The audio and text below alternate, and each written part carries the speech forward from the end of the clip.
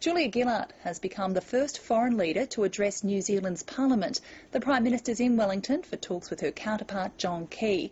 Her speech at the Beehive stressed the importance of trans-Tasman ties for the economy and security, as New Zealand correspondent Dominic Schwartz reports. Few nations offer such a formidable welcome. This morning here in Wellington, an ancient Maori ceremony ushered in the first foreign leader to address the New Zealand Parliament. Julia Gillard embraced the Indigenous culture upon arrival, before receiving the more traditional honour guard in the shadow of the nation's Parliament.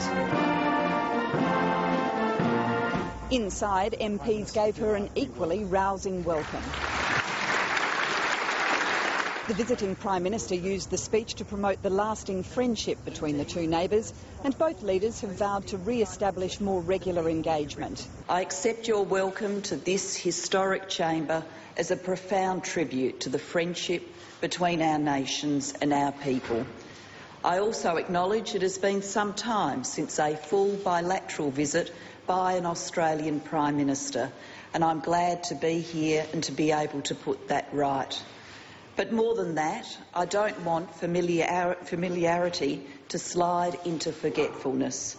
I therefore announce that Mr Key and I have agreed to restore the pattern of regular prime ministerial exchanges that we have had in the past. Despite the goodwill, there was still a hint of the usual trans-Tasman rivalry. New Zealanders like the All Blacks to win, but we especially like it when we beat the Wallabies.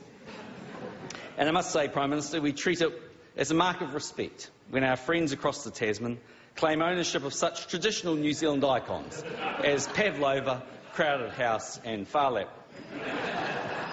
The Prime Minister is following a busy schedule in the Kiwi capital. The purpose of the visit, she says, is to establish even closer economic ties. It was a point repeated at a joint press conference with John Key. Enabling freer and freer investments in each other's countries will simply mean more prosperity and more jobs for both the people of New Zealand and the people of Australia. After attending an official lunch and then laying a wreath in the Anzac tradition at the War Memorial, Julia Gillard will return to Australia this evening. Dominic Schwartz, ABC News, Wellington.